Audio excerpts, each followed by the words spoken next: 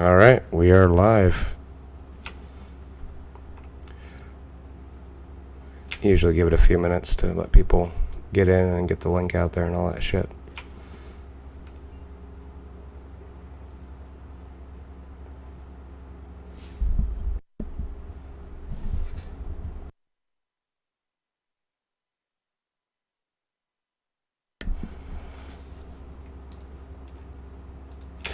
I don't know. How's the audio, Corpse TV?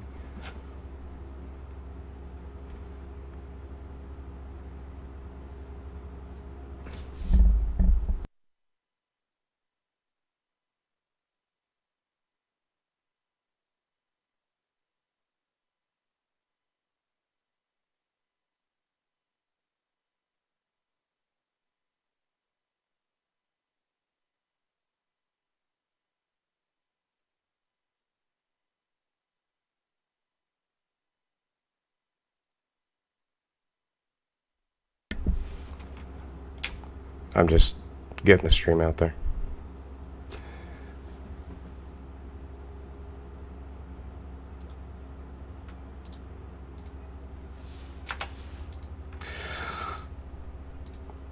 All right.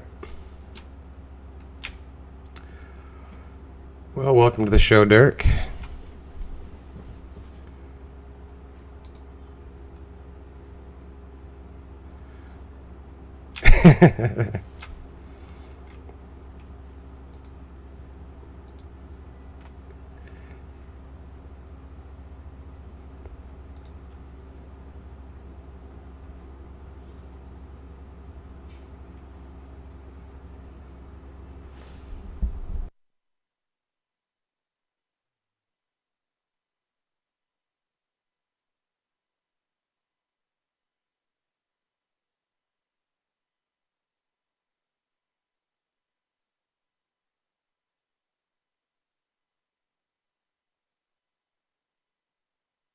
Yeah, where's where?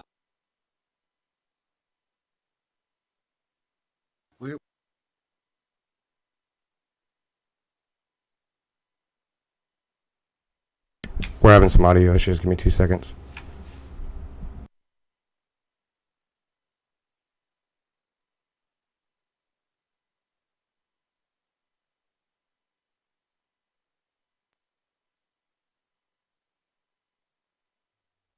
Can you guys say something real quick?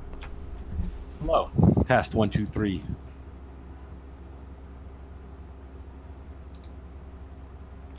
I think we should be good now. They weren't hearing you guys. Excellent. So let's jump into it.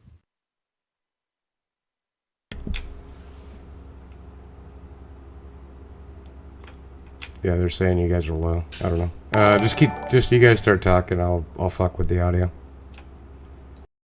What? That's not how it works. The fucking host is like, yeah, it's fine. It's all good. Yeah, go ahead. All right, so yeah, boys. Anyway, it's your boy Derrick. Sunday morning. We just having our breakfast post. We're here with Derrick, leader of Oops, leader of Money Guild. For how long it's called Money Guild, we don't know. But for now, it's still Money Guild. So what did you have for breakfast? I had some pancakes. I got a little bit of bacon. I got some eggs, and I had some orange. After church, obviously. After church, Obviously. You're a good you're a good church boy, huh? I am a good church-going young man. I have to fucking go pray for my sins, and for yours. Yeah, I'm going straight to fucking hell, so there's no prayer. I wish you the best with that. Derrick's already currently in hell. Derrick, how about so what's up, Derrick? What you doing right now, bro? What's up with Money Guild? You come out of nowhere. Alliance, Guilds League the Alliance. You change your logo to red or blue, should I say? Everyone's confused. Is Money Guild rebranding itself to like Blue Money or something blue? Blue balls. Blue balls. But realistically, in terms of, was obviously some leak posts, some leak shit about you rebranding. I've spoken to you before, so I know. But for everyone out there that actually wants to know what's going on, what's Money Guild actually doing? I mean, I guess like from time to time, kind of these ideas. Like with the season coming to an end, it's kind of like, all right, we're gonna make changes. We should make them now. A bunch of people came to me and expressed that they didn't really want to like change the name or whatever. Like even if the name sucks in itself, like there's a lot of history there, and rebranding doesn't really change anything because like, yeah, it doesn't change anything. So we probably just keep the same guild name, just keep the guild as it is. That is very true. I don't think it's even worth the rebrand because realistically, people are just going to be like, oh, they're just going to call you Money Guild anyway, right? Like when one PG and Squad merge into June's alliance, like come on, no one's going to call that shit Daddy, bro. We're just going to call it Squad because it's really the same people. So Or like Win and Poe. yeah, I Win. I don't even know what Win is, but fucking I know Syndic's. We just call that shit Syndic's alliance. Pretty much. Sam's World. See, Sam Hexo says that like as if he's like relevant still. Who? Who the fuck Sam is Sam Hex. Exo? You don't know? I thought he was in your guild. Not in main. He's in Take Care or some shit, right? Fuck. So that's a That's a nice segue actually. What? let's address that. What the fuck happened with Take Care? Like, holy shit! I've heard a lot of things, but what's going on with Take Care? So you need to ask Take Care, but Take Care about I'm not gonna answer that. Fuck. or No longer take care, so I can't answer that question. That's kind of think, the question. well, I think like Geraldine and I both probably have a lot to say about Take Care, but it's not really our place to talk about Take Care. Like we don't know the inner workings of Take Care. We don't really know what's going on with Take Care. We can only speculate or give our opinions. Is that what you want? You want to know what's going on with Take Care from our perspective? Yeah. Because that's Well- probably not factual, to be honest. Well, I think there's Let's- two. I think there's two perspectives, right? Like Take Care left. Oops, right? I heard they're doing something with Sorab or something like that, and then obviously Duratine, you're no longer in Take Care. So those are two pretty sizable events. I'd love to hear you guys' perspective on what happened and what's going on. I mean, I'll let Derrick go first because I think that it was a combination of both things. So go ahead, Derrick. What was your opinion on the? Yeah, So I mean, like from my perspective, it's essentially like like me as a person, like I'm just kind of like straightforward, like I'm not really one for bells and whistles. I'm not really about that bullshit, that snake light. Um, and obviously other people are, like the way I see it is that obviously like Money Goat like didn't really live up to our part of the. One sec, a little bit laggy again. But essentially, Money Goat didn't really live up to like our side of the bargain. I suppose we didn't really do what we should have been doing. We weren't like dominating GVGs or whatever. Unfortunately, we got hit pretty hard by that leaked roundtable shit about GVGs being removed.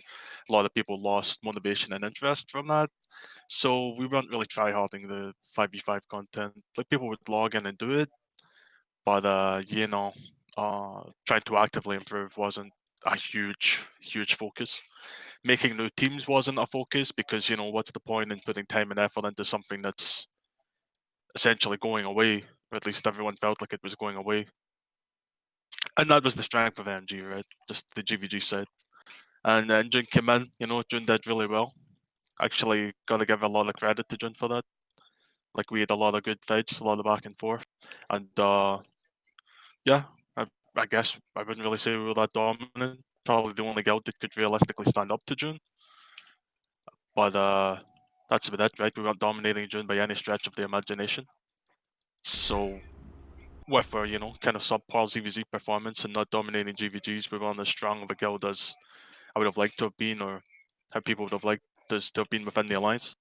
And then you could Take Care, who were doing very well, and you got the ZVZs and shit over the course of the first 6 weeks of the season. They were doing good. But then, like shit changed. They stopped doing so good. They can blame the alliance as much as they want, but Take Care's performance definitely started slipping too. Attendance was poor, performance was poor, ideals were poor. So essentially, like in the end, like like I said, like almost immediately after like the squad life daddy coalition kind of formed, like Ups was already kind of on its last legs. Like this has happened time and time again. It's like you you just kind of like coast by for like 2 months, then you get bored, everyone kind of burns out and just disappears, and then people start doing shit, right? It's just kind of unfortunate. And I guess like Take Care saw the way the things had went. I imagine a lot of blame was put on the alliance for the way things went towards the end or in the middle or whatever.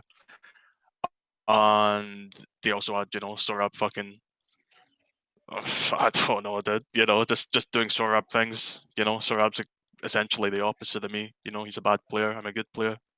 He's a snake. I'm not. A couple of other things, but essentially that's all it was. That's from my perspective. It was essentially like Ellipsis was snaked by Sorab, and he's gonna realize that sooner rather than later. Was a really good performance in Bedford yesterday, boys. Shout out to the quote unquote Alpha Alliance. Maybe a name change later to Beta would be fitting. Fuck. God damn. Okay, so you heard it here first. Sorob's a bad player. Derrick's a good one. Fuck me. All That right, was show's actually. over. Fuck me. Sorab's shit. Derrick's awesome. Got it. I wouldn't even. You have to Right. consider, right? Like take it all into account, right? Just because someone streams and there's a platform doesn't mean they're good. Does that mean they're good? No. Fuck Does no, that mean bro. the masses? Does that mean the masses are gonna suck them off? Of course it does. You know, people who love visibility, they see this character, this guy, right? I mean, you see that shit on streaming, you think it's a performance, but it's not a fucking performance. The guy's a fucking Looney Tune. Straight up fucking Looney Tune. Holy shit. And that is like one of the things. Like most people, you see like Wade, right? Wade's obviously not like stupid. Wade's not retarded. It's just like a stream persona. But then you get certain other people and like they are literally that fucked up. And obviously I have my negative opinions on Sorab, but I wouldn't go Pepsi with bad player. I think he's a good player. Sorab, I think he's Segueing. I'd love to hear what your opinion on this whole Take Care shit is and Sorab and all I'm that. obviously gonna be very biased because I was in Take Care since it's the very beginning. Even before then, I wasn't Team Casualty before, so I didn't understand the reasoning behind risking leaving decent guilds, being able to ally with decent guilds, to making Sorab like a focus point of an alliance. It just doesn't make sense to me because the man doesn't have any mental stability, right? I And agree with that. that's what something that was very. I mean, Derrick has all the problems in the world. Fair, he can be a Every toxic alliance, young man. every Derrick can be a alliance very does. toxic young man, but you can at least count him to like actually fight, actually not be throwing around ultimatums every day. So that's my personal opinion. I'm not going to go very into detail because I'm going to be very biased. That's just how it is. Well, I'm asking you for your biased opinion. What the fuck happened? Pretty much what happened was Sorab came with a tall tale to Ellipsis involving E-Dating and Sam Hexa and a certain money guild officer we will not speak about. He who shall not be named. So obviously everything that involves E-Dating just turns to shit, right? Just how it is, The second you involve women into anything, it just goes downhill. So downhill. So Sorab came with this tall tale, said it on stream, very public about it, and Ellipsis actually believed it. God knows why. I don't know, lapse of judgment, temporary insanity, Alzheimer's. I don't fucking know, bro. But actually believed it. Fair enough. And so he came to the office and Take Care and was like, yeah, so this is what we're going to do. We're going to steal all the Money Guild players. We're going to merge Salty into Take Care. And we're going to ally KFC and AW. KFC is disbanding end of the season. AW doesn't fucking give a fuck about Take Care anymore. They're not stupid. So there they are. It's the Alpha Alliance of two guilds.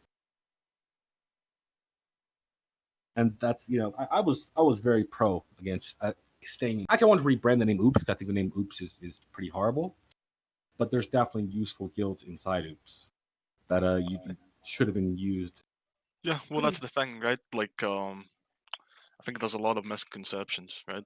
So it's like, we have Oops in the current state, right? Whether we rebrand or stay together or whatever is like all up in the air. But essentially, these guilds are loyal guilds for the most part, which is what I like to work with.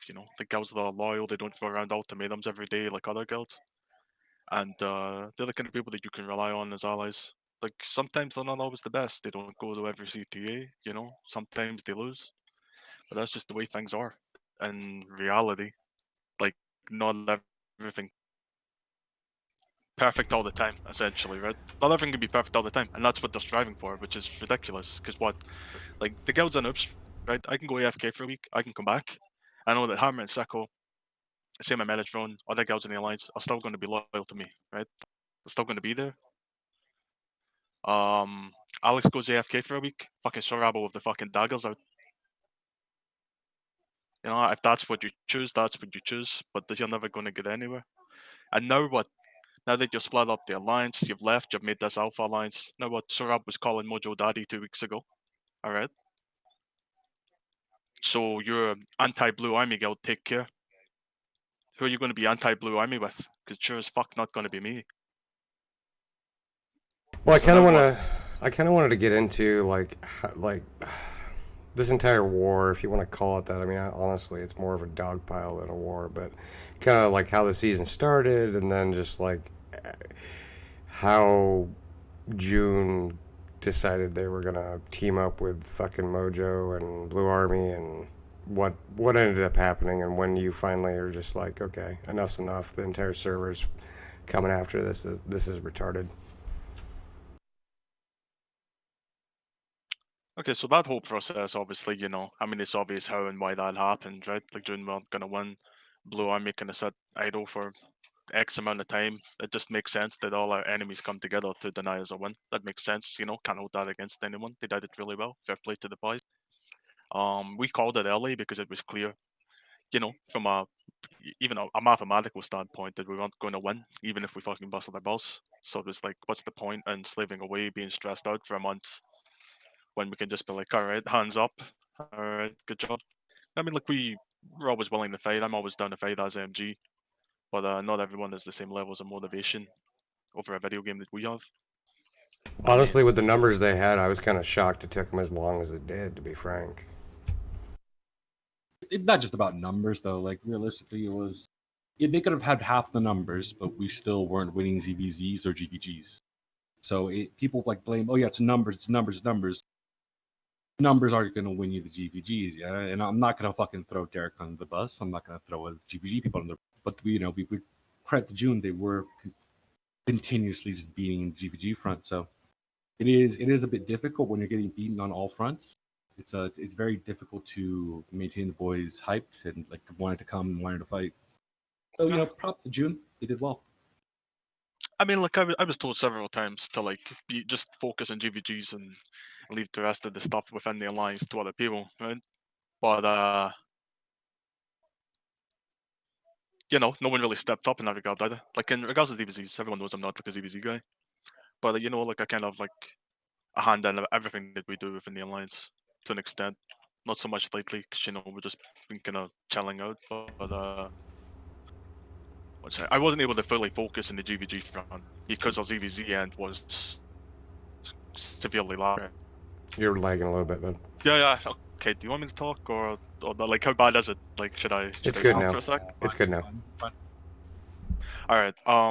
So essentially, like our GVG front, like it was lacking, but didn't really get to like fully focus on it like I should have been able to.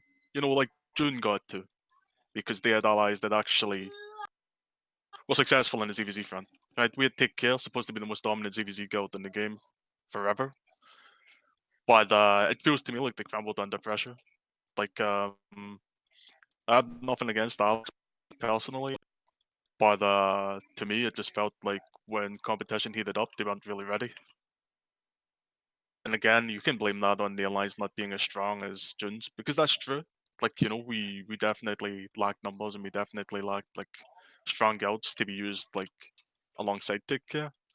But I think things could and should have definitely went a lot better than what they did. There was a lot of different plays that could have been made, a lot of different things that we could have done that we didn't do. Like we conceded on every front a little bit too early, or at least in the ZVZ end. I'm still GVGing now, so we didn't really give up in that regard. Well, I'm kind of curious from your perspective, Dirty. I know you were doing a lot of the ZVZ stuff. I was kind of surprised you guys were winning most of the engagements, and then all of a sudden it's just like a switch was thrown. At least from the outside perspective. What happened from your perspective? Give me like 2 seconds. 2 seconds, bro. Restart Gotcha. this shit.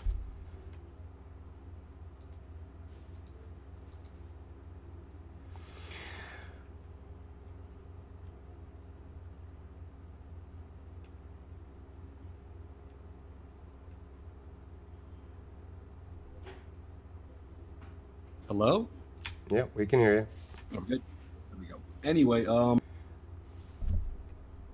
right. This is how ZVZ works pretty much. It's you build on wins, right? You build on hype, and the second that you actually start taking losses that you shouldn't be taking, people's expectations are you aren't taking, you demoralize. Like people just don't. They just start showing up. They stop trying. They don't play as well. They played scared. So Take Care was dominating, but they were fighting Arch, and kudos to Arch. They're very good sports, but when you're taking like 200 250 people to tour it, that doesn't really prove a lot, right? It doesn't. So Take Care was getting some big wins. They're definitely, when Blue Army did come, they actually beat Blue Army, but it wasn't like a unified thing. So the second that we had to fight on like outnumbered, quote unquote, it just got bad, right? It wasn't a favorable situation, and obviously, there is some blame on Take Care, but there is also some blame on the alliance as well. I think blame is for everyone. I mean, we lost together, we fought together, we lost together. So it is what it is. But Well, I mean, outside the looking mentality, in, I don't think anybody thought that outnumbered 2 or 3 to 1, you guys were gonna win. I mean, I love you guys, 100%, but 100%. But there was that's there was ridiculous fights. numbers. There were fights where we did get the even numbers, did get the advantage that we should have won and we didn't. So Yeah, I it mean, goes look, both ways. we lost even number ZVZ and we lost GVGs. I mean, it's like like I think like in both fronts, like the ZVZs and the GVGs were too. Like even when we did have that chance to take a win, like it was too back and forth. Like the results were too volatile. Like it wasn't. It was never a guaranteed win. So it's like I wouldn't really say that the numbers played that much of a factor. Like Yeah, honestly, like it did too. Like in regards to the season points, of course it did, right? They yeah, managed to get like literally every castle, etc. And like we couldn't split anywhere near that amount. Like we essentially had to like consolidate the whole alliance into one map. Not even to zone cap, but to have any chance of being able to fight. Because in any yeah. time zone, the entire alliance combined was barely pulling 200 men. So like there's no way that we could also do that and split. Like you couldn't split and fight, but you also couldn't split because you wouldn't be able to fight whatever was there. Like you go to Yeah. Anglia, there's 100 made in Brazil, right? I Yeah, don't know, it's things like that. and there's just like there was June's alliance was it wasn't really big about the specific ZVZ. Like the fight, the war wasn't won on just ZVZs, right? The fact that they had the additional manpower of guilds that could just pick up castles and Well, it was contest it. castles, mage rating. I mean, it was a whole bunch of shit, right? I mean, Well, it was also the motivation factor more so than anything else. Because like I made a Reddit post about this. Can't remember where it was. Like it wasn't like an official like it wasn't a thread made by me. It was just a comment somewhere. But essentially, like we just couldn't fight those overwhelming numbers.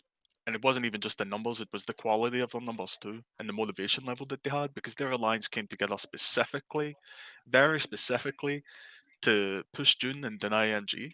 Whereas, like I said, Oops was a pre-existing alliance that have been playing together for X amount of time. Like Oops wasn't formed on the foundation of pushing MG to number one in a season. Not everyone was behind that, and I don't blame them. Because that's not fun gameplay for everyone. So essentially, Oops as an alliance that was made just to play.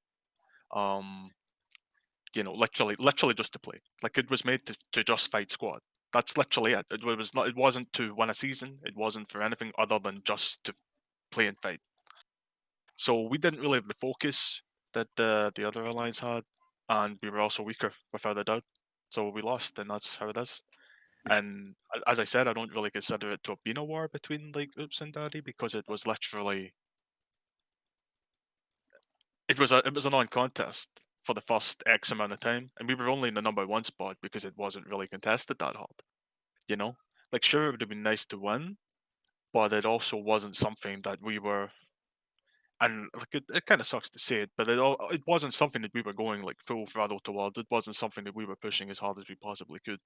Well, it wasn't a mountain that you wanted to die on for some arbitrary reason, right? Very much, right? Like, what's the point? So I'm not a big fan of the season system.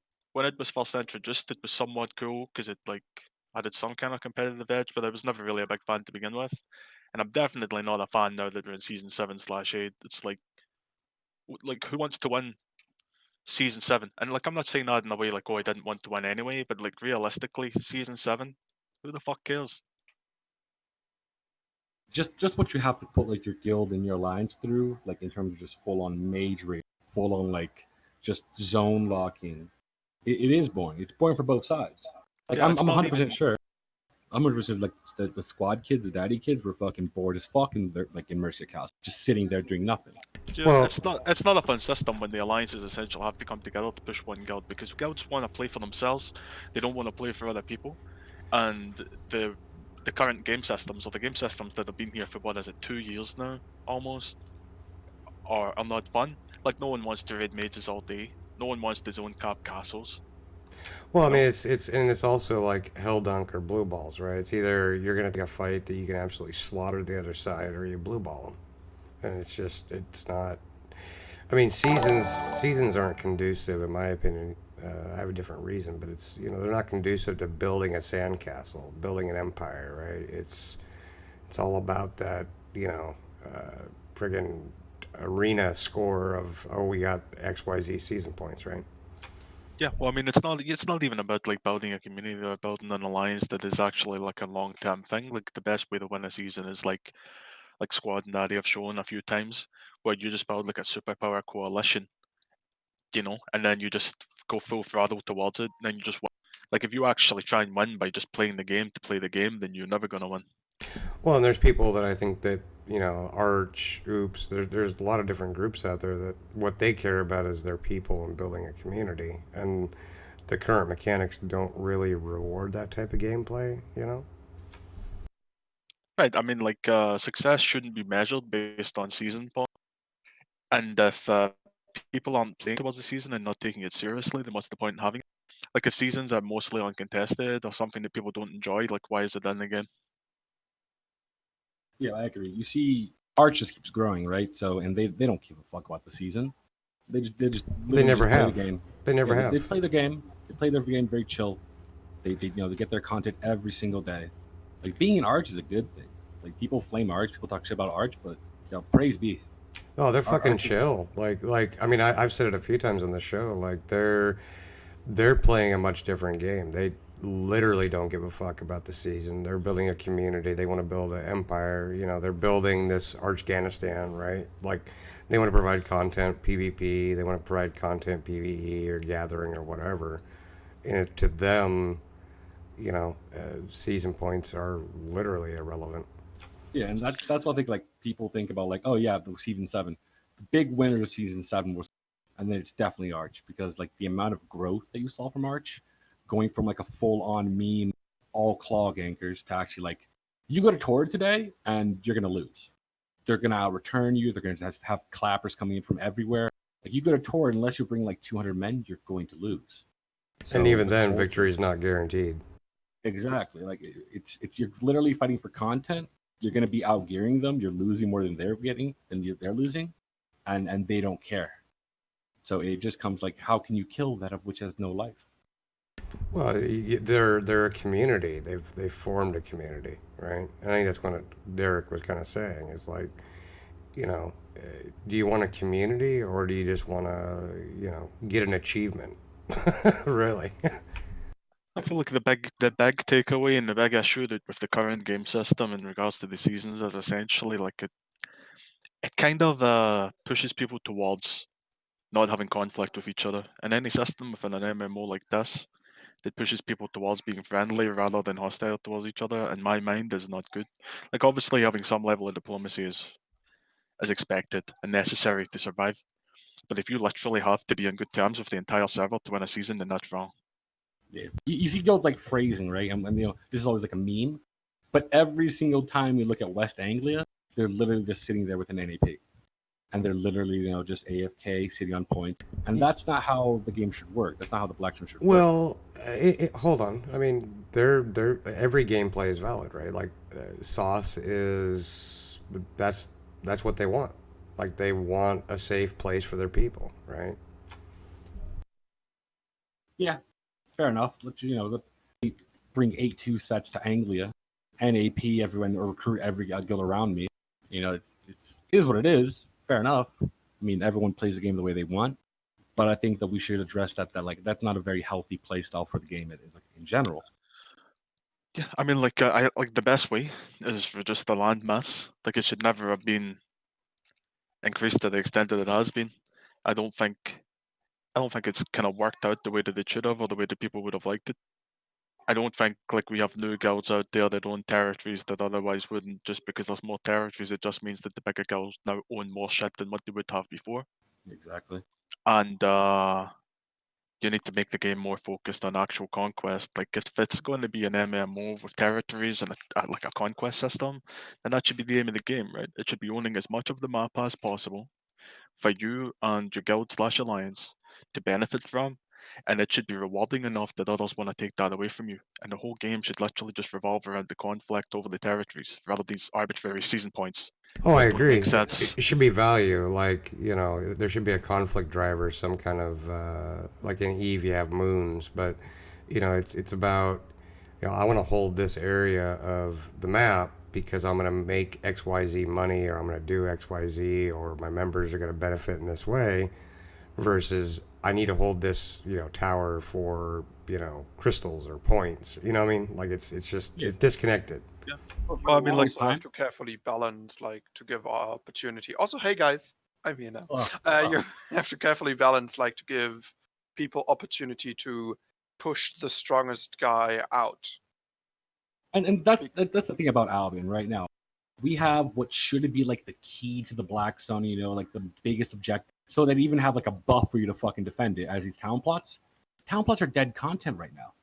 Like why would you want a town plot? It's a money thing. Well, You literally gain fuck all. Well, it's like the newbie guys. They have their town plot, and there's a certain person out there who's been trying to get everybody under the sun to take it. But it's like, what's the actual benefit of taking a town plot, right? Like, we're gonna hire mercs. It's gonna be defended. You get the +5 bonus, but what do you actually get by taking a town plot, right? It's not even just the town plots. Like town plots are just like the best example. But even towers. The second they took the T8 resources out of towers, it's like, well, this is fucking horrible. That was Like, stupid as fuck. For a very long time, it was not worth having towers, and especially if you're fighting like Oop is fighting versus June's alliance. It wasn't realistic to keep those mages up, was it? No, So I mean, like, what's the point? like the way things are now too. It's like if you look at Mercia, like Juno and most of Mercia, and we're not even trying to launch in. Now, don't get me wrong. Like I don't know, like people might call us bullshit or whatever. But like me and my guys, like throughout MG's history, like we've always kept fighting no matter what, right? Win or lose. But like right now, we're not even launching Mercia because it's just zero value. Like there's literally no value. Sure, there's passive income from the mages, maybe. But like owning the tier 8 zones, owning the territories, you're really getting nothing. It's like you can fame anywhere, you can gather anywhere. There's just almost no reason to even fight over it, and that's been a problem for a very long time. Since they nerfed Mercia repeatedly, and then they moved all the tier 8 out of the towers, and it's just an absolute mess. Like there's no point owning the towers. It's just more expensive. It's more expensive to fight over the towers than the reward is in the end. Like, if you take a Mercia territory, like what you gain from that is almost non-existent compared to the cost of taking it if you actually have a competitive fight to take it. Like even if you only Real fight question. once. A question, Derek. Question. Realistically, let's say like you had a GVG versus June, yeah, 18 versus 18, Mercia GVG. If you lost the GVG and you got stomped, how much was like the actual cost in silver? Like ballpark figure. Like how much would you have to spend to get that gear back that you just lost?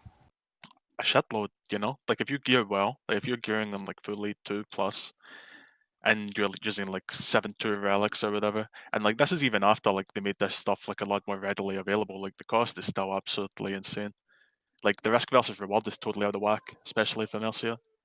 I couldn't really put a figure on it because like a lot of the stuff like we like have stockpiled, like we have like resources and stuff from like the first year of the game still. But like if you're like a new guild, like you can come in and you can still contest things simply because if you're winning, you're not really losing a whole lot, right? But like the cost of like 20. It'd be like 28 2 sets, right? Because you want to give like 4 sets to every player. Yeah. I don't really know what the market value of that is, but it's way too high compared to the reward in the end. Yeah. Like to get, And- if you die with 1 set in Mercia, you pretty much have to sit on that territory for like a week just to get that 1 set back.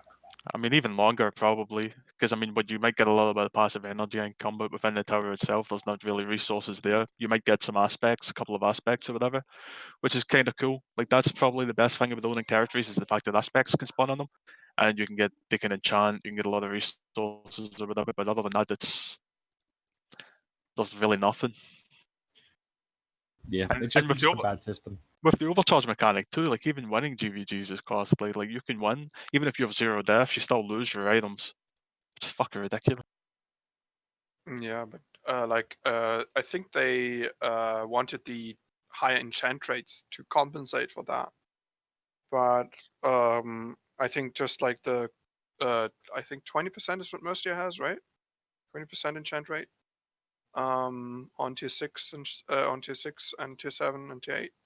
I think that's not enough. Like you should have to have close to like the tier 5 red zone enchant rate, which is like 24 for the tier 4s and like 40% for tier 5 resources.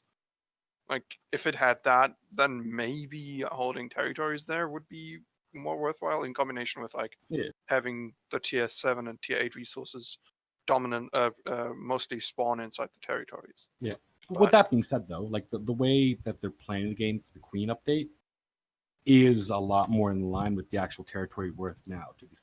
Because realistically, Yes. people aren't going to be running around these open world battles in 8.2, 8.3 because it's just not worth it, right? I don't know if that's necessarily true. I haven't 100% read into it, but what I've heard from other people is that with the new system coming into the game, they're capping alliance/guild participation within the maps. So essentially, only X amount of people will be able to come in, but you can't fill it with shadows and crap gear either, because they're making it so that it's like the higher your IP, the less of a spot that you take on the map or something, to try and encourage Yeah, you'll people get to use good kicked. gear. Like you'll get kicked in 4.1, but not in like 6.1, for example. Yeah, so if you're in good shit, you'll be able to get more people in, and if you're in bad gear, you won't be able to. So like being like a full 8-2 ZVZ squad is essentially how you're going to win shit moving forward. Yeah, at the cost, like that just goes risk versus reward, which how it should be. That's how it should be. Yes. Like, Yeah, I you mean, really that's- want to gear fucking? You really want to gear? Yo, would you really gear Money Gold in full 8-2 today, bro, to go fucking fight like anyone? Come on, Well, we would only I pull like wouldn't. 7 people, so why not? me fuck it, yeah. It's you, Sam Hexo, Electra, and like Hydraxia back from the dead. Shiro, bring back Shiro. Yeah, but like I do think that they need to make a change though, right? So no matter, I'm looking forward to the Queen. It looks a lot better than we have right now. The system, like the actual making it so everyone actually matters instead of like the bullshit we have right now, is a good system. And, like, I just wish they would do playtests. Like if they did a. They are actually. Well, one thing I want to kind of like jump in with real quick, because you were kind of bringing it up, Derek, as far as the risk versus reward. As far as I can tell, and obviously, a newbie group doesn't hold a city or Mercia territories. The only thing I really see that is worthwhile is holding cities. Do you agree with that? Yeah, absolutely. And even then, they're nerfed. They're still good, but they're nerfed significantly. They give 40% of what they gave from Blue Army on them. God bless SBIS. Well, I mean, the reality is we talked about phrasing earlier. Like, if you want to go fuck with phrasing's empire, what's the risk reward? Like, besides slapping your dick on their forehead, what's the reward? Really? Like, you get their shit. You'd literally have to go to West Anglia and watch TVZs at shitty time zones when you live in Mercia. Well, you have to take into account that it's like the risk versus reward is kind of out of fucking whack. Time investment required to do that too. It's like if Money Guild, as an example, is fighting June, right? Money Guild versus June. Who's gonna go fight phrasing? Do you know what I mean? Who wants Exactly. to? No teams, like there are no teams to do it. That's what I'm saying. Like, there's no enemies for freezing. Like, they don't make enemies. They just sell it and they get rich off of a shitty system. And the people that could attack them and could just be like, "Hey, this is bullshit that they have all of this," when they don't fight, are too busy fighting each other. You know, like the people that actively play the game develop beef with each other, and then they fight each other. And the people that just sit AFK quietly never get attacked because there's just not enough competent people out there to actually do anything about it. Like, freezing in themselves are actually pretty strong. They just don't play. Well, they Because don't like they need can to. hold. So exactly, they don't need to. They can just hold their empire AFK because there's no one out there stepping up to slap them. And Yeah, when but new if you people do had, try to like, slap them, they literally like- showed an angle in 8.2. Well, that's why I was talking about the risk reward. If you're gonna take their shit from them, you gotta show up in 8.2, 8.3, and then you're risking almost like Mercia level gear to take Anglia shit. It just doesn't make sense. And like, what's the reward? There's a bit of a problem with, because it's like they make all these IP caps within the game, but they're kind of pointless because it's like they have all the caps, but they're soft caps, right? So it's like X amount, like 1k IP plus 50% after. So I can come in 8.2 and have like what, like 1200, or I can come in 6.1 and have 1k IP, right? So the 8.2 is still going to give me a 200 IP advantage. So what's the point in having the caps to begin with?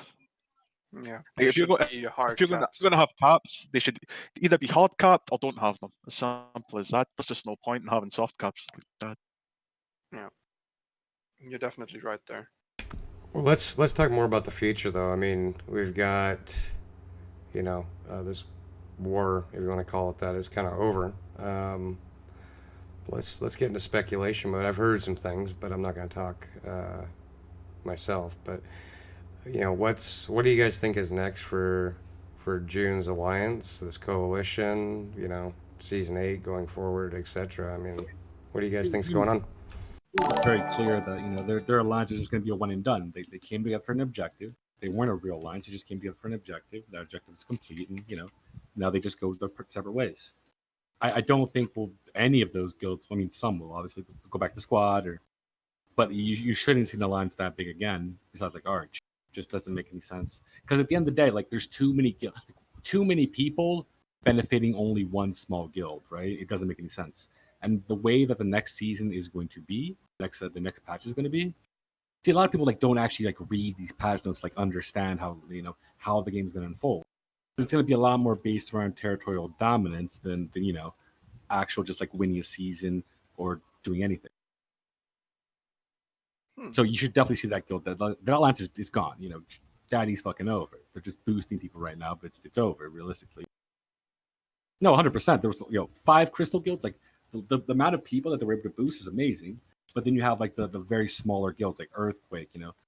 It's just not fun for those members. I mean, honestly, you want to be part of something, but it's just not fun. Whereas where the new season, the new update, is going to make it so these smaller guilds have a lot more participation. They have a lot more benefit, right? So I think that's the major step moving forward. That these smaller guilds actually have a reason to play. If I'm in Sun, what's my incentive to log in to help fucking Money Guild get crystal? Doesn't make any sense, right? So what do you guys think is going to happen next? I mean, Daddy's probably going to fall apart. Squad's going to reform. What do you guys think? According to Reddit, Arch's gonna take over the world. Well, I mean, does that mean that there's going to be a Reddit new has been coalition? non-stop reeing on about that for the past 2 months, since the leaks about the ZVZ conquest system. Everybody's like, "Oh my God, Arch's gonna hold all of the map." So do we think a new coalition is going to form to go after Arch then? Every reaction has a counter reaction, doesn't it? Dirty? I don't think anything happens in this game. I just don't think anything happens. It's like there's no reason for anything to happen. Like, what happens next? Nothing. That's probably honestly the most accurate answer. Nothing happens. Until patch actually hits, it's over. There's literally nothing. The biggest beef is going to be Brazilians. Nothing's gonna happen for 3 months. there's going to be some minor beef that doesn't matter in the end. Like you might have some castle fights between what Take Care and Blue Army, and ultimately none of it's going to mean anything. I don't see that happening. Take Care pulled 38 as alliance yesterday and fought vastly superior, and still got lost on KD. I just don't see that happening. Even Blue Army, like what? Besides, like the fucking a grudge match. What's the reason for Blue Army to come after they boosted their people? What's the reason for them to actually log in? No, that's unfortunate. Reality is there's no real reason to log into this game. Like I thought. The only reason I'm logging in right now is to do GVGs and stuff. Like if you don't GVG, like the open world content's fairly dead because it's all pointless and irrelevant. Like there's nothing actually to fight over. What are you going to fight over? Points don't matter. None of the big guilds need energy, like a negligible amount of energy income. Yeah. Well, I think what matters in the end is what guilds do for their members, no? Yeah, but why would I force my members to go to a GVZ that we're probably not going to get a fight? Zero content, zero benefit for them. And then if we do get a fight, they'll die. Depending where guilding, you don't get re-gear. So What can you get by your members? What can you do for a veteran player? Whether they log in to fight, there's nothing you can do for them. Provide a safe home. That's all I can do. What do you mean? Safe home is fucking Caerleon, mate. Huh? What are you on about? Like there's literally nothing that you can do for your guild in this game. I mean, you could re-gear them, Yes. but there's no reason to re-gear them because there's no incentive to fight and lose your gear in the first place. Yeah, and that's why the actual next patch is so quote unquote exciting. I'm not gonna use that big strong for SBI, but still, the fact that there's actually going to be real benefit from actually owning these territories. Like your members are actually going to have some sort of incentive to actually log in and actually do things. I mean, that's not even strictly true in itself. Like all the veteran players don't necessarily need to log in. Like they can benefit all they want from territories, but like most players don't care about actually owning territories. They don't care about enchantment rates. They don't care about gathering. Like a lot of people have made their wealth. They log in for CTAs and PvP.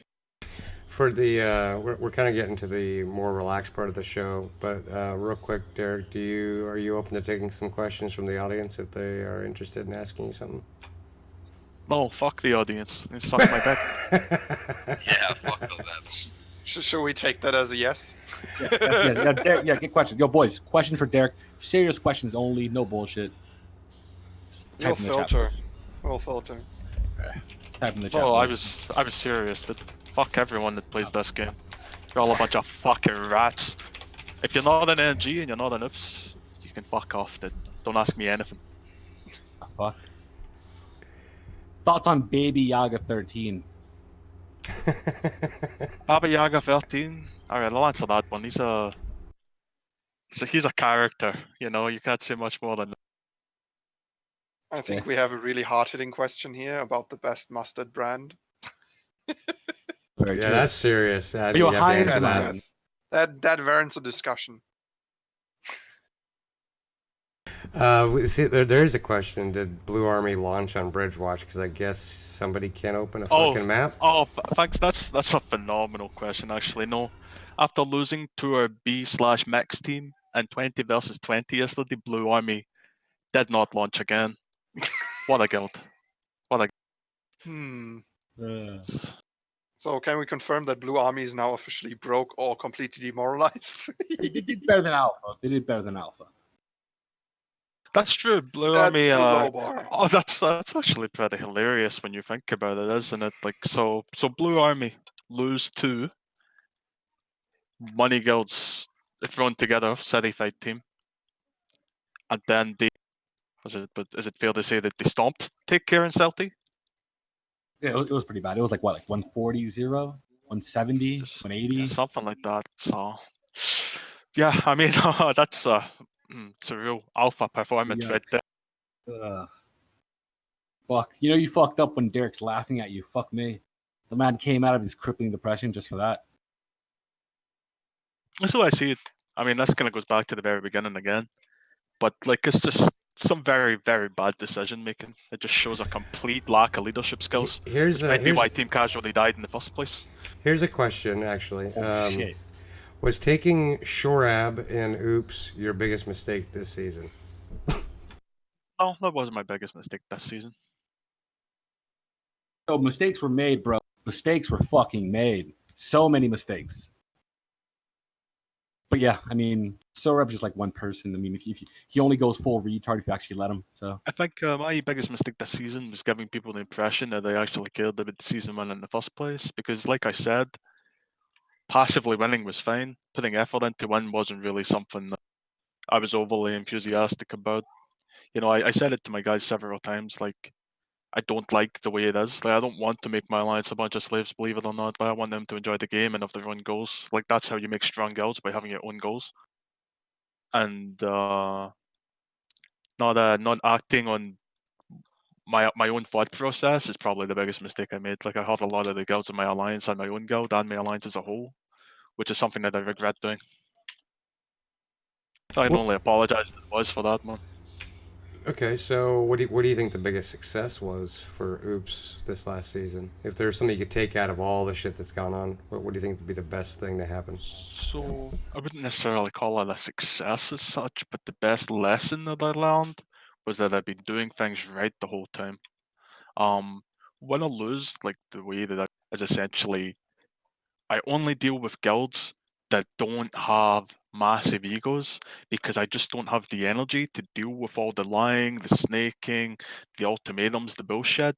Like guilds with mature leadership, like say my Metatron, Hammer, and Sacco. I brought them up earlier, but I need to bring them up again. They've been great allies for a long time now, and they've never really caused problems. They're always down for the cause.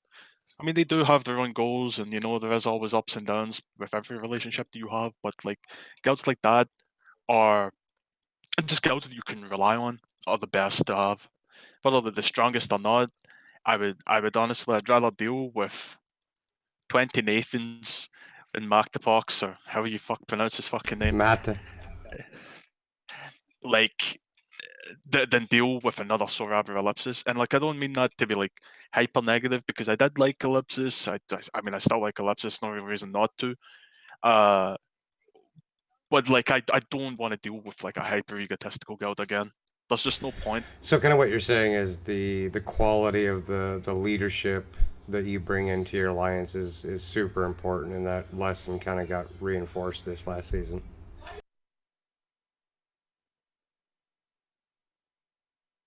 In a nutshell. Sorry, can you say that again? I was distracted for a second. No, it's fine. What I was saying is pretty much what you're saying is the quality of the leadership is the most important thing as far as the guilds, like like you brought up Master or Mactep or however you want to say his name. Yeah. Yeah. It's the quality of the leadership of the people you surround yourself, not necessarily the day-to-day bullshit or noise. Just having good people around you is the most important thing as far as you're concerned. Yeah, I mean, essentially, right? I mean, it's like I brought up before, like Oops was founded and the whole basis was the fight squad, right? Just the fight squad, just to fight them, just to have a chance, just to be able to ZVZ against them, just play the game, just fight against them. There was no real goals other than that. And, I would rather do that with people that are willing to work together and just down to play than deal with people that are just there to talk shit consistently. Like despite LeBron James. despite what everyone thinks, right?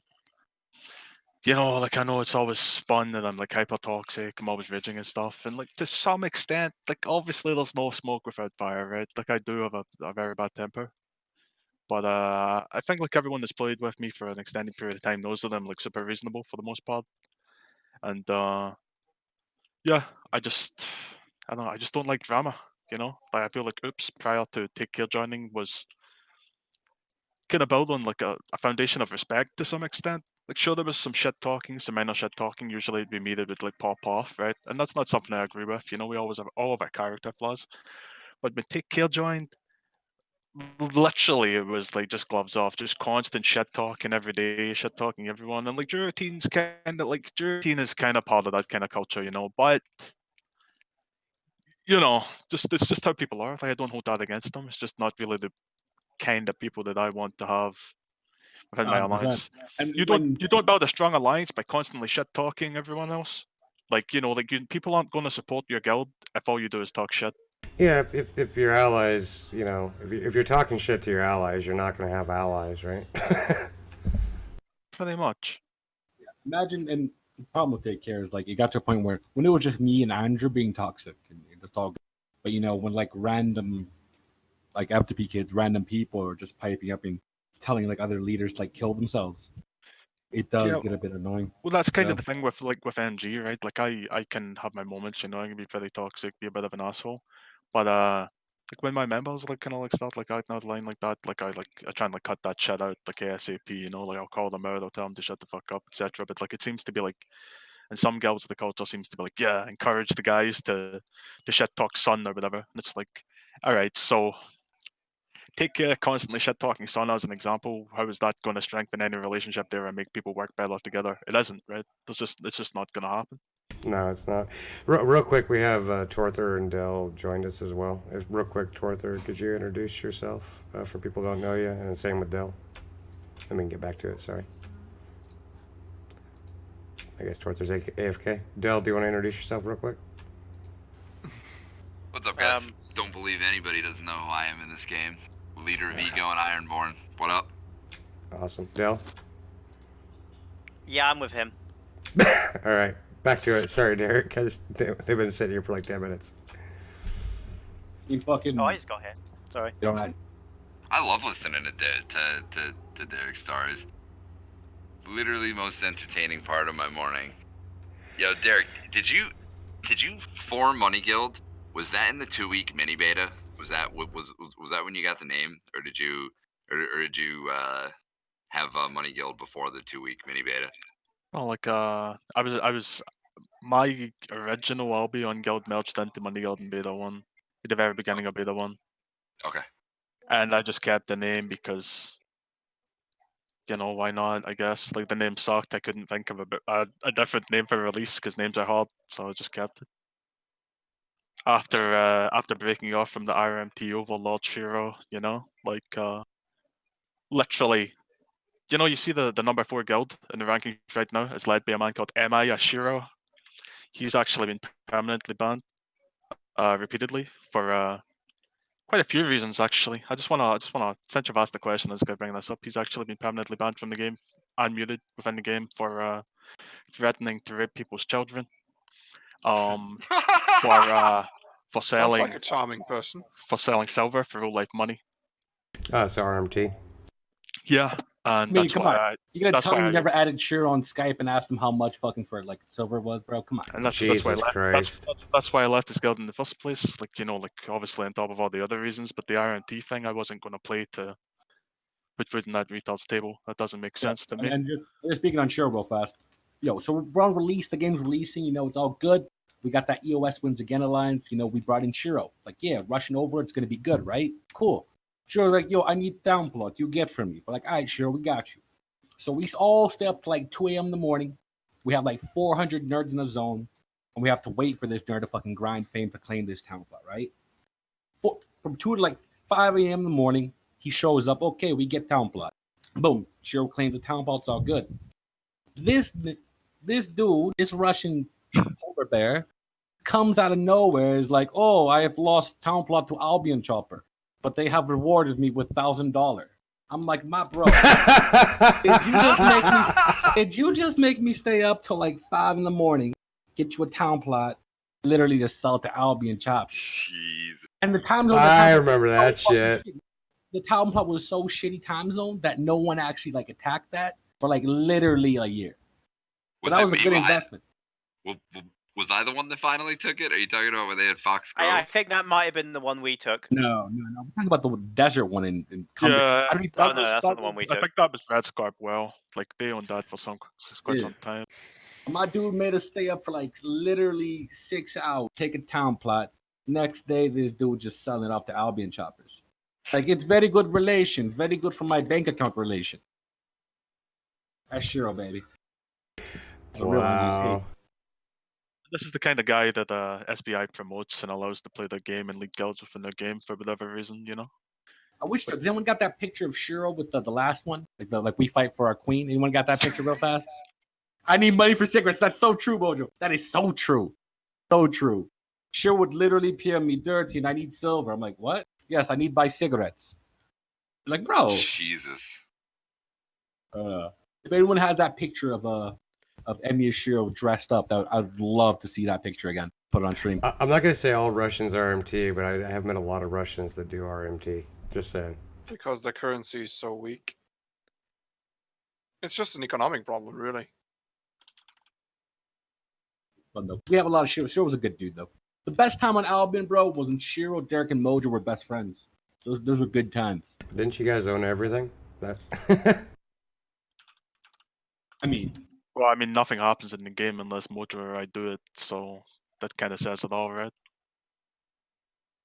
So now that we've got a couple of people here, I'm like, topic of discussion. You know, what do you guys really think is going to happen once the patch comes out? I mean, is it going to be Archo and everything? Is it going to be some new coalition? You know, what are your guys' plans for Ego, Oops, whatever you're doing to a team with the Brazilians? Right? You mentioned that earlier. What do you think is going to happen? go on, Derrick. Go on, Torther. Come on. I don't think anything fucking happens, dude. This game's fucking dead and it's shit. And I don't know much Pretty more than that. accurate. Like, honestly, like, I don't know what to say, dude. I have no hope for this game. I mean, it's like all the veterans. Then why are you playing then? Well, like, I'm playing through habit, and because like I don't want to just bail on my boys, you know, like a lot of leaders, you know. Okay, let me put it a different way. Okay, I hear what you're saying, and I get it.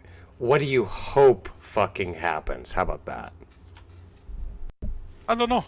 I mean, personally for me, like don't get me wrong, like sure I'm bad mouthing the game saying I don't really have much hope for the future, but I enjoy it. I do enjoy the game in its current state. So like for me, like it's not like playing is necessarily a joy because I do like it. I think the combat within the game is very enjoyable. Like I think like the content is fine. You know, like when you're actually doing shit, you know, like the 5v5 is good, the CBZ is good, 20v20s are good.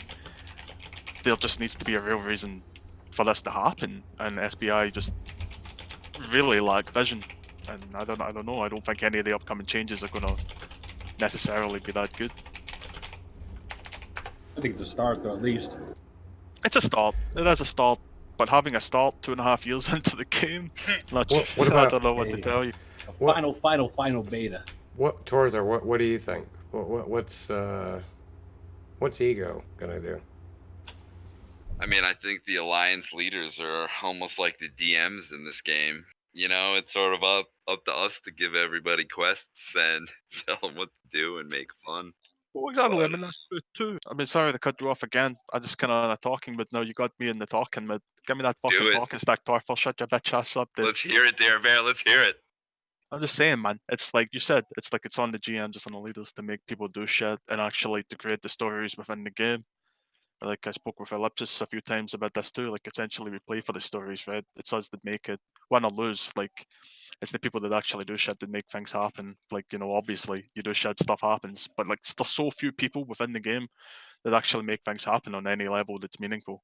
I don't know. I mean, I kind of know why that is. I mean, first of all, it's not particularly rewarding to actually lead a Galdron Alliance in this game. Like, No, obviously, it's not.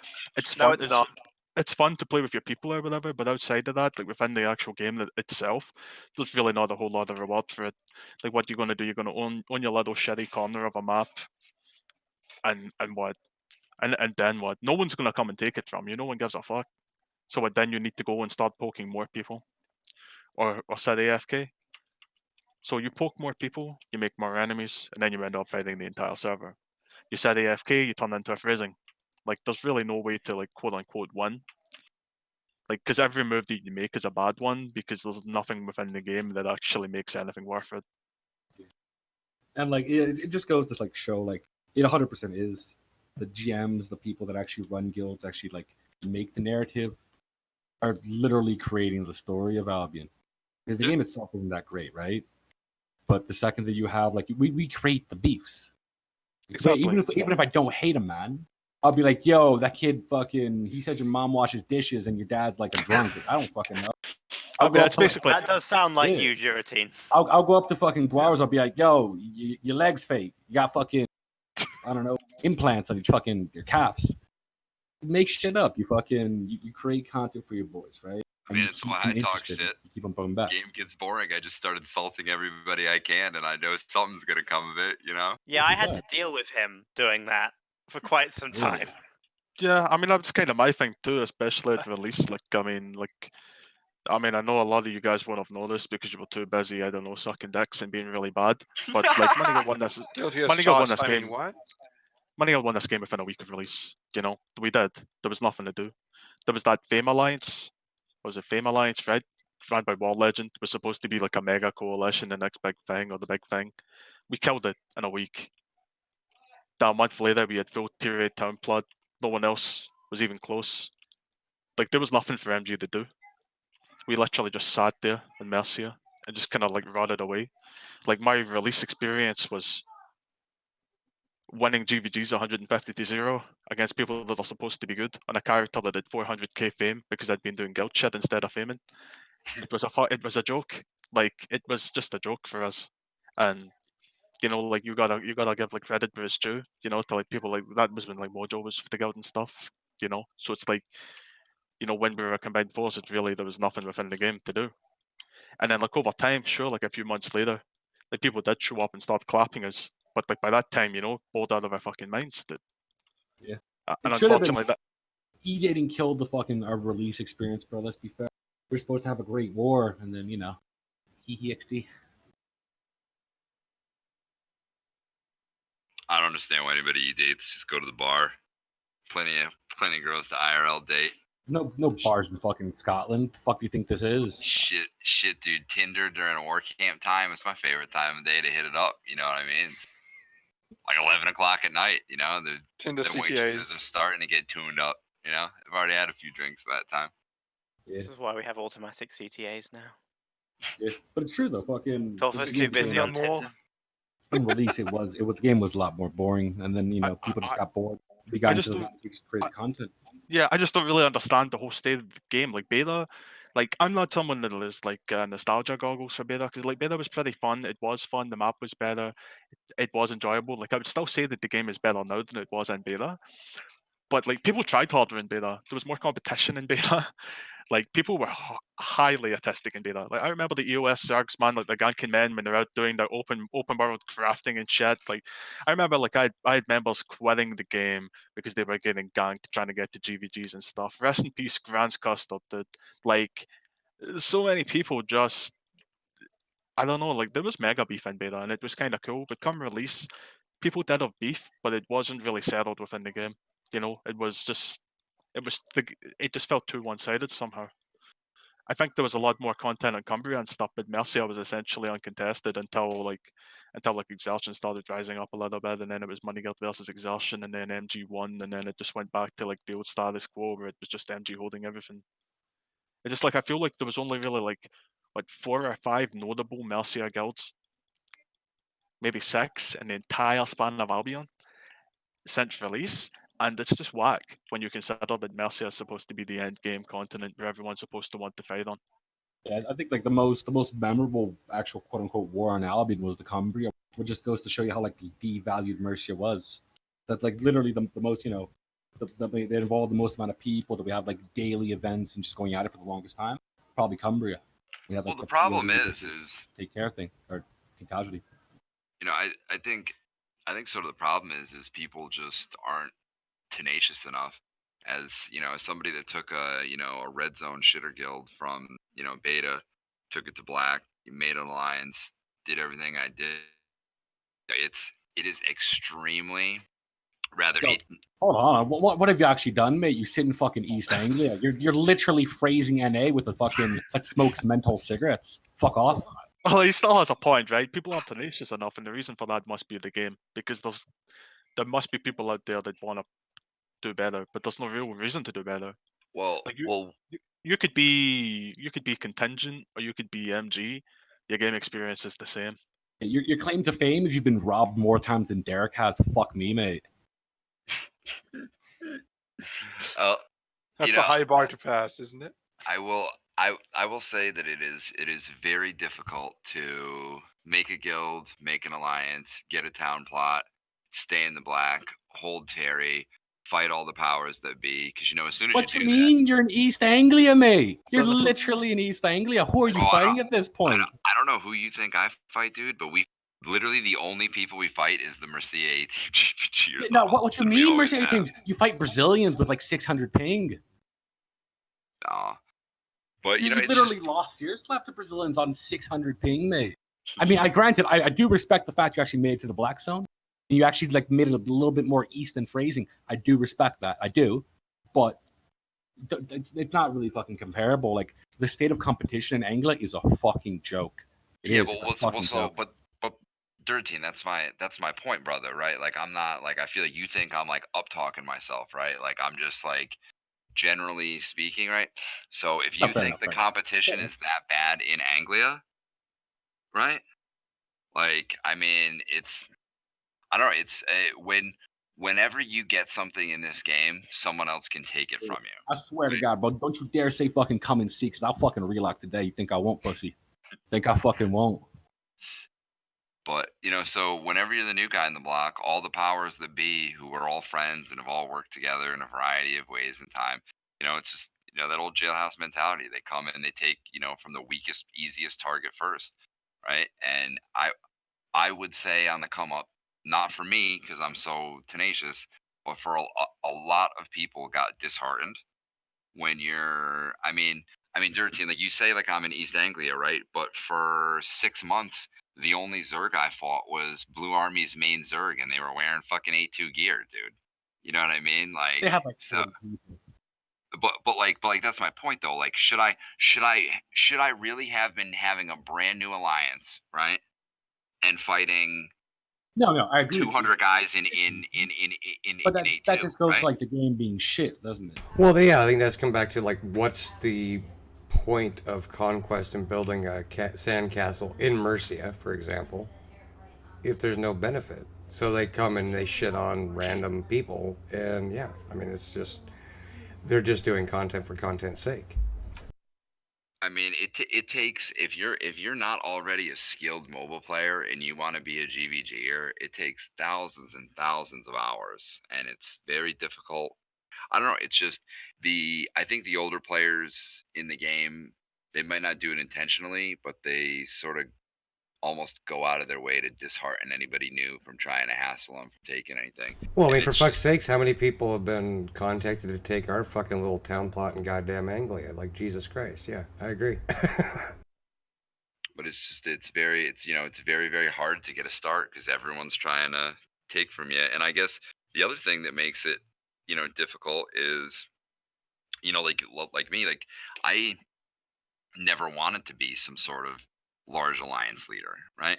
I always wanted like kind of like Eidos and Envy, right? I wanted like a 50-man guild of all people that I actually liked and actually got along with. You know what I mean? Like in my job and in work, sometimes I have to work with people that I fucking hate to achieve a goal I want, right? But that's sort of on the level of like taking Albion almost to the point of work, right? Like I feel like I shouldn't have to work with people I hate 100% of the time to achieve goals I want. And it's just, it's what you end up gotta do. But I hope that with the new changes, I hope I can take a GVG team, level up my tower very high level, and then I'm not going to need a lot of Zerg because the problem is, when you look at the bell curve of people, ranging from insane to sane, when you need, 5,000 plus characters in any alliance to even be moderately successful, right? You're going to run into a lot of really, really unbalanced, crazy people. And then you're going to run into people who take advantage of crazy, unbalanced people. So it's just like the whole N+1 scenario All right, just my question sits. is: are you the crazy and balanced one, or are you are you taking advantage of taking the crazy ones? Both. Like, why can't I be both? Right, fair enough then. No, but I understand. I understand the concept. Like the personalities, the mixing pot that you get is a bit fucked. It just comes down to like just the game mechanics, not being ready for the game, right? Like the systems we have in place right now are pretty poor at best. So that's why we're hyped for Queen. Well, I don't even think it's the systems. It's more of the risk reward, right? I mean, if you're gonna have to burn 50 million to take a strategic territory or town plot in Anglia, like, what the fuck's the point? I mean, that's why groups like Sauce are, just chilling, because who's going to spend that kind of silver to go after them, right?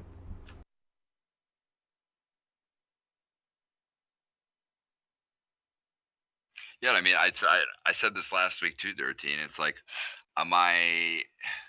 By the way, Derrick says he had to go pick up Mustard. It was an emergency, so sorry, guys.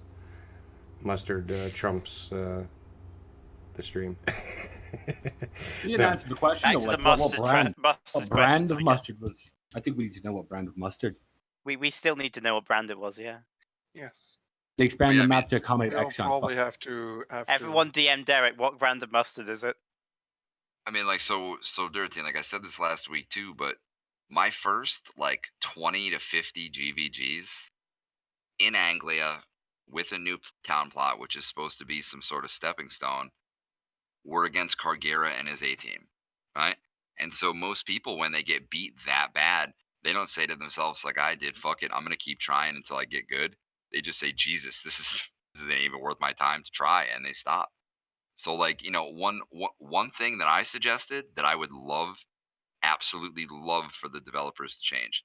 So most people don't know this, but crystals of any tier will pair with each other rather than not fight, right? So last night I fought June's A team on. I had a tier 2 tower. I believe they were in T7, right? I mean, my first suggestion to Retroman and to the devs for next season is kind of like how we have the town plot buff, right, for when you're defending a home territory. I kind of think we should do a +1%, -1% for every tower level that's different, right? So if you got a level 7 tower fighting against a level 2 tower, deep, 5% difference. yeah, it make a 5% difference. Shit, even make it, -5 for the tier 7 tower, +5 for the noob tower. And I had some people respond when they were like, "Oh, well, Torthor, why do you want to punish people for being successful?" And I wouldn't call that punishing people for being successful. I think it would make for much more interesting fights, and I think that little boost might give some of the newer players who are trying to get into it, who end up quitting because they feel they can't compete, it might make it a little easier and softer.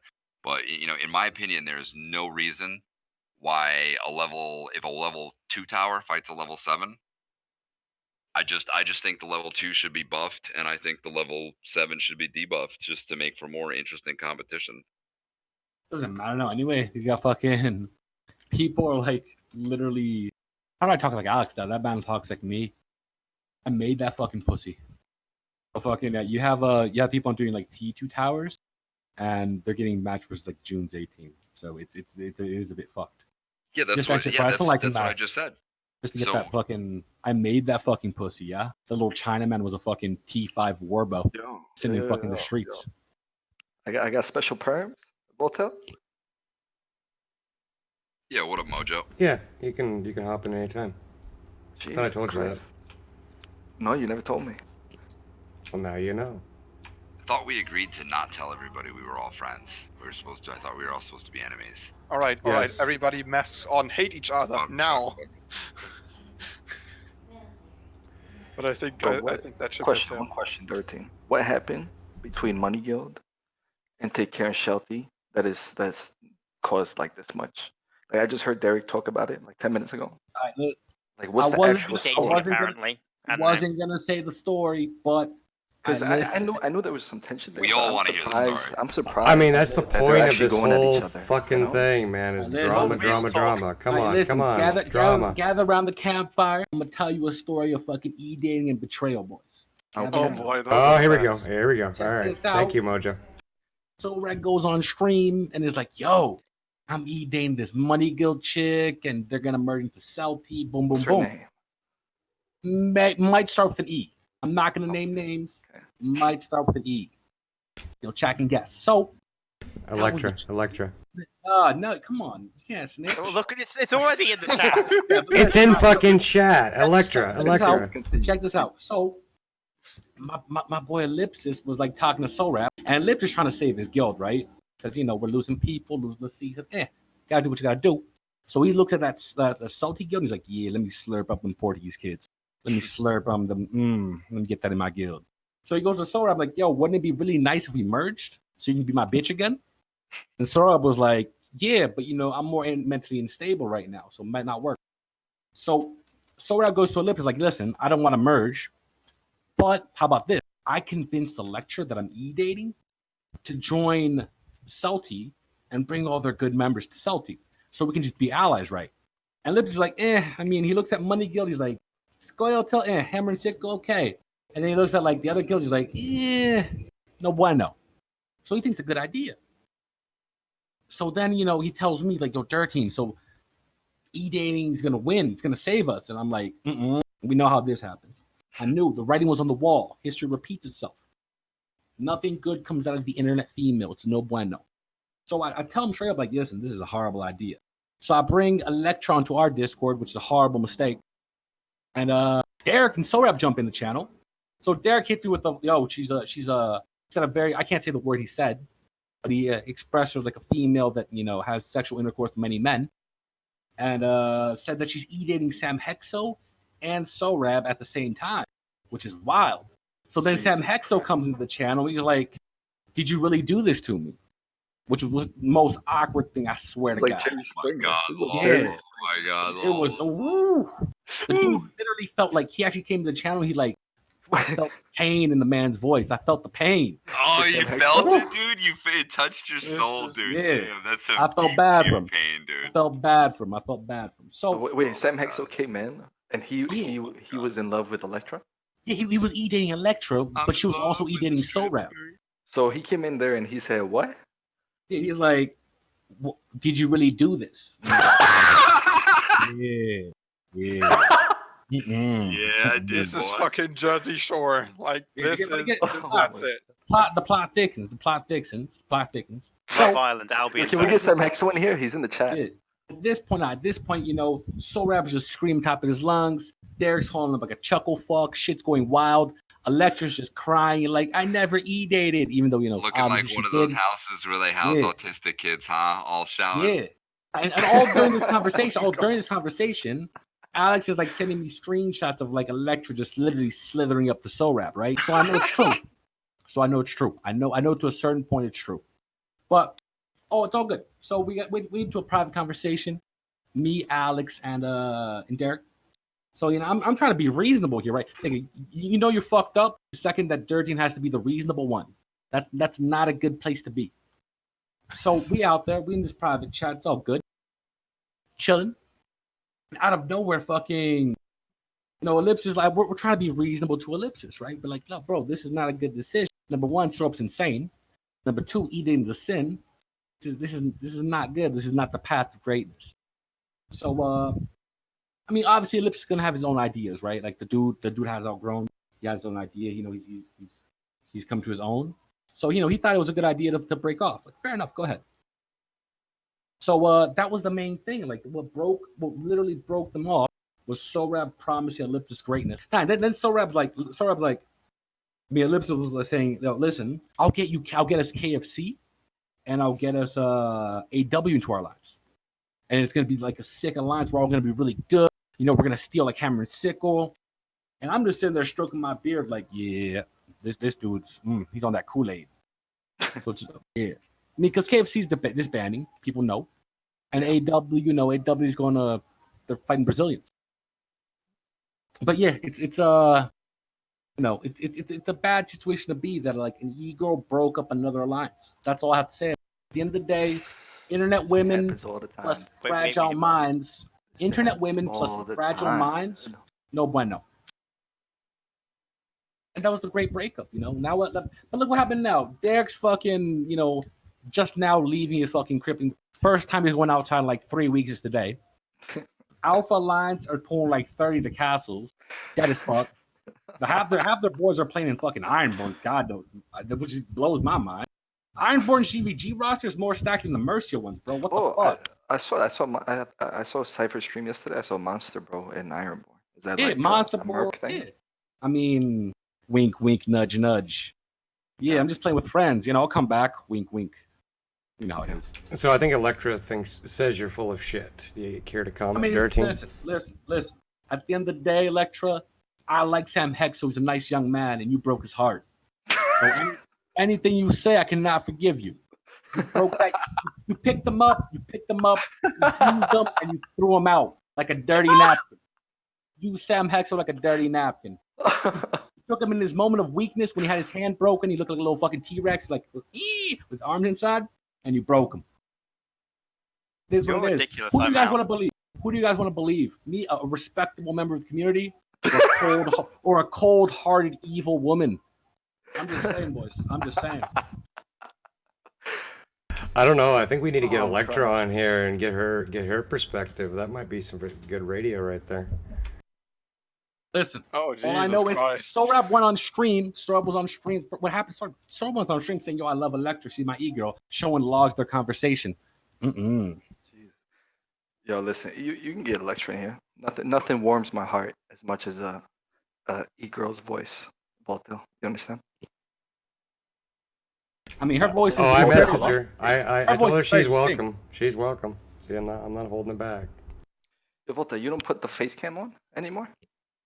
No, I'm We're no just pants happy today. we can So. run the stream at the moment. Yo, I've said this before, and I will say this shit again.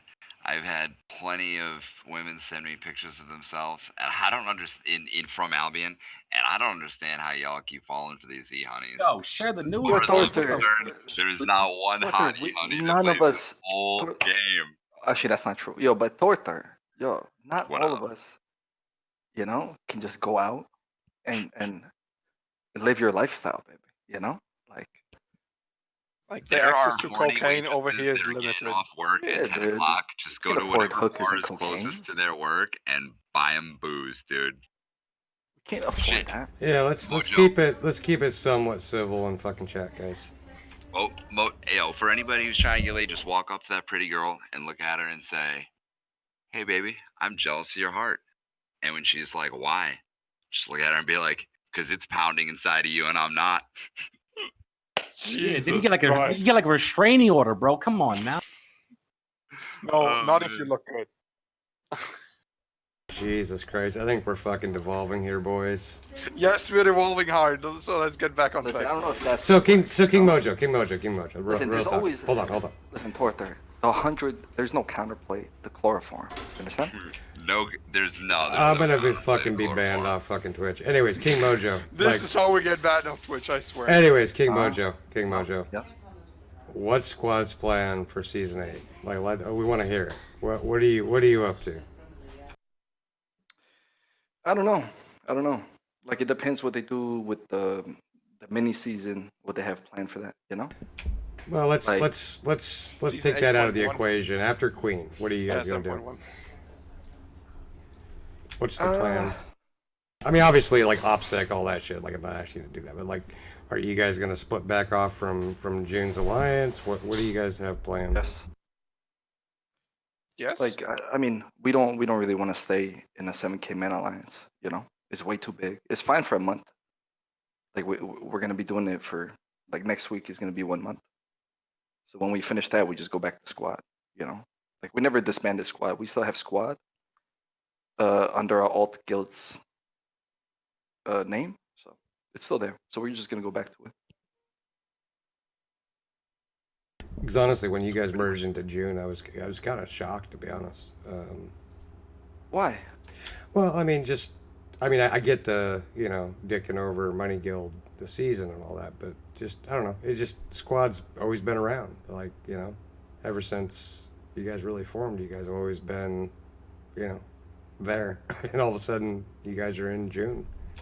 Yeah. Yeah, hell, yeah. even when I was just a worthless blue zone fuck, I knew who the fuck squad was. But squad is still there. So So, after the season, whatever this bastardized shit is that's going to happen, you guys are going to reform or go back into squad, and then at that point, I mean, it's all essentially ZBZers cup of tea. So I mean, obviously, you guys are going to be a powerhouse when it comes to ZBZ. What were you guys planning on carving out a place for yourself, or going after somebody, or you don't have to go into details. I'm just curious.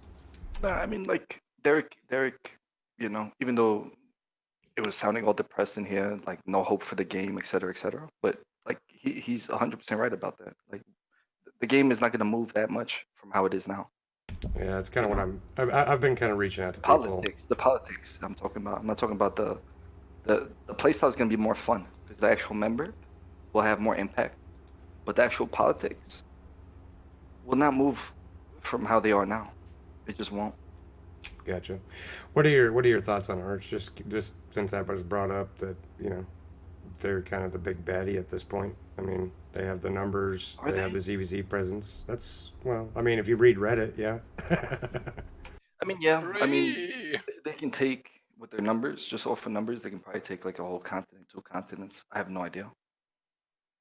I'm I kind have of to see. curious what they are actually planning on doing. I mean, are they just gonna chill and Archganistan 3.0, or are they gonna try to actually do something when Queen comes out? That'd be interesting. We'll have to get Gluttony on at some point to ask him. Yeah, because yeah, it all depends on Glut. If Glut wants to keep the same mentality, that's fine, but he can definitely evolve his alliance in that situation. Like SBI is basically enabling Arch to have the option to actually evolve. So Well, hopefully. I mean, so let me ask you this, since you're here. What do you? How do I put this? How do you feel about what Derrick said? And I think Torther kind of reinforced, kind of everybody's opinion that there really isn't much to fight over at this point. What are your thoughts on that? yeah, like let's say I mess up right now. Where do we go? If I take out 40 people right now, 30 people, 20 people, you can go roaming and hopefully you find another group of 20 people that have the same intentions as you. So you get a fight. But then even if you get a fight, like what do you actually achieve? You know, like what progress does that make for the story? What progress does that make just in the game in general? If you win a fight, the stakes are not high enough in the open world. If you're talking about GVG, there's stakes in the GVG, especially in the city fight. But like even then, the 5v5s, the town plat isn't that important. Well, I think that's what we discussed was realistically the only thing that's genuinely worthwhile going after is a city, really. I mean, and even that's kind of iffy. Yeah. The city is the only thing worth holding to a certain extent because of course territories still generate money. But you're always going to spend more money trying to fight and take them over what you're going to make unless you sit there uncontested for a very long time. So, like, you guys and Derrick and their team were 100% right. They're Torther too. So, the stakes are just not high enough. Like, the fights are over a war camp right now and over a castle, and that happens like 2-3 times a day, you know? And once that's gone, it's like, what is there to do? You can go ganking, you can do this, you can do that. But that's just how the game has always been. It's always been like that. So I accepted it. I'm not worried about it. And if SBI wants to give us more content, good. But that's just the game we're in. Fair enough.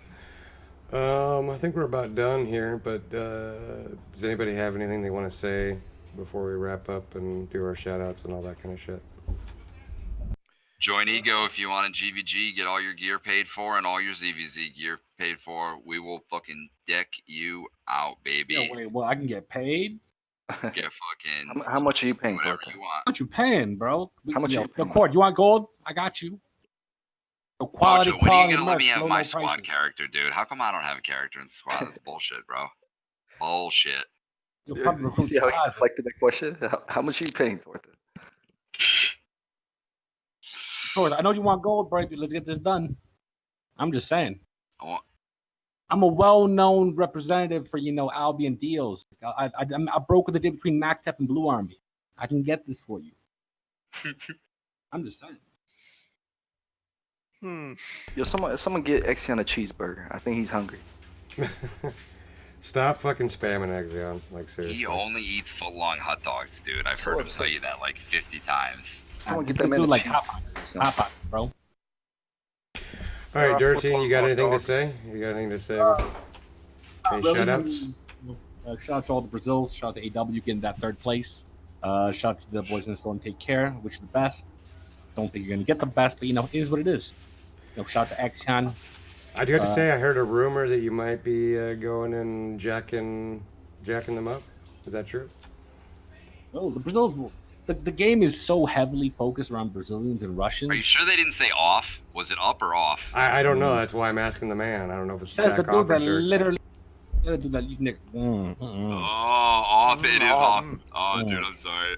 Yeah, but the game is centralized. There's so many Brazilians playing this game, right? That I've never done anything besides these slave guilds. So I'm just having fun with like the rest of the stuff. Are you hinting at something, Dirty?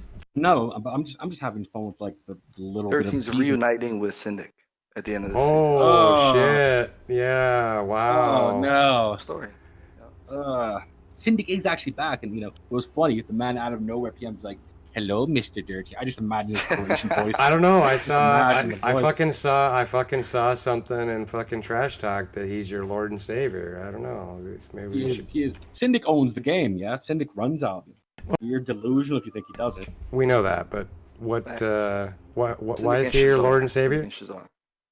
Syndic and Shazar, yes. Syndic and Shazar. They're the two great powers. Yeah. I'm just having fun, bro. Like I don't. There's no reason to actually like. What's that called? Motorcycle because Brazil. Come on, give us drama, goddammit. There's no reason for you to actually think about building something long term right now because we don't know how this patch is gonna be. We have like an ideas, but we don't know how it's gonna work out, bro. Come on. So I'm just having fun right out the Brazils. Like I love AW. I like Mark 2K. I like all the nerds. I thought it was all planned at the barbecue like a long time ago. Yeah, I mean, Mark 2K was actually at a barbecue like before yesterday. Man literally video calls me from like a whorehouse in Brazil, and he's with like the Take Care Brazilians. He's like, "Hey, I'm like, bro, this dude's recruiting in real life. What the fuck?" Jesus fucking Christ, man! And they were like the good prostitutes. They were like the $5 one. Like, I love how with like a 3-second fucking visual cue, the difference between a cheap hooker and a fucking high class hooker. Of course, who doesn't? Jesus, bro, come on now. A nigga. I wouldn't, but bro, come on now. I know what fake Gucci's look like. I live in Brazil.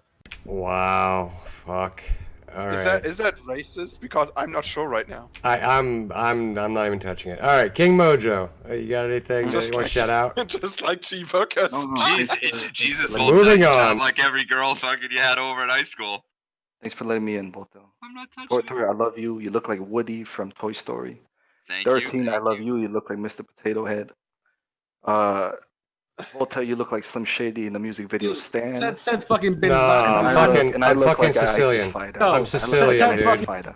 I'm a Sicilian Italian, baby.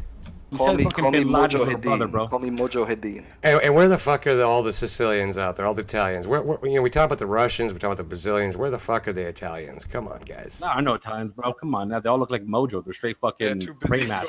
They all have prey mats at this point. Love you too, Zerfax. Thank you for your fucking shit. All right, Overdose. You got anything? Nothing really. I just flew in here on the last minute. That's all. Snackser. Yeah, I just want to get in here for this paid advertising space that I paid for. Don't let him in here. There's gonna be anyone getting this channel now. N4 Voltel is fucking banned for RMT. Yeah.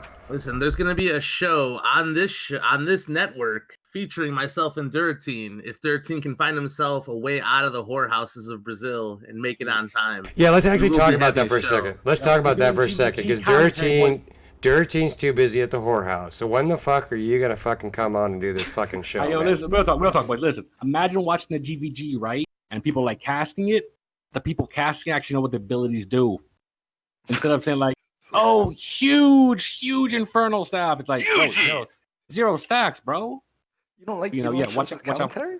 So are I you mean, saying it's awesome. that there's a certain people out there that may be cast on a certain network that have no fucking clue what they're talking about? Is that what you're saying? I mean, I'm just saying. Are you just, generalizing No. or are you saying? I'm Yeah, saying, Oh, you just know, let's hope Shosen that calls Shosen this. is I love listening Shosen's right now. commentary. I'm Calls this Italian like a- Switzerland, dude. He It's like- calls it like a WWE event. You know? Yeah. No, real talk. Like Shosen has Albion News' back, so I'm not they gonna hit shit him with the talk him. pile driver. It's like, bro. Yeah, Bean with the huge pile driver. Like, We've got Tiny Legs sneaking out from underneath the ring. He's grabbing him by the leg. oh, the chair, the chair. He Oh, the suplexed that humanity. motherfucker. I love it, dude. I love That's it. a real steel chair, everyone. Real. I gotta be honest though, I love actually watching fucking shows and call a fucking GBG. I gotta be honest, like it's fucking hilarious. It makes it entertaining. Yeah, but real talk though, we're gonna be casting GVGs. We're gonna be, talking shit about people.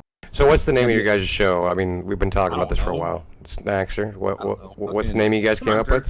Dirteen over there pretending like he doesn't know anything about this show that we've been, Daytime coming up with with for a Snackster. week. Jesus Christ, it's called leading through the conversation. Jesus Oh, Christ, this you guys is don't get a Christ. segue, do you? No, Fuck. chill. The show is called Snacks and Friends.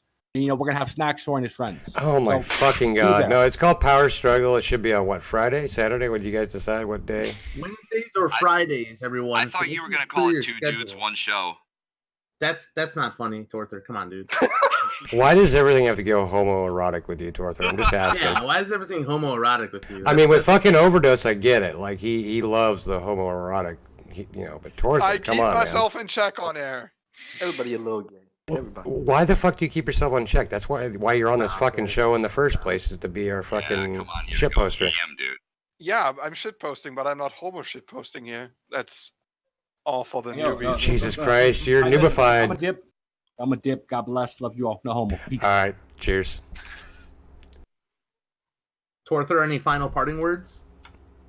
Nothing. Just got nothing but mad respect for my boys at BA. You guys had a great season.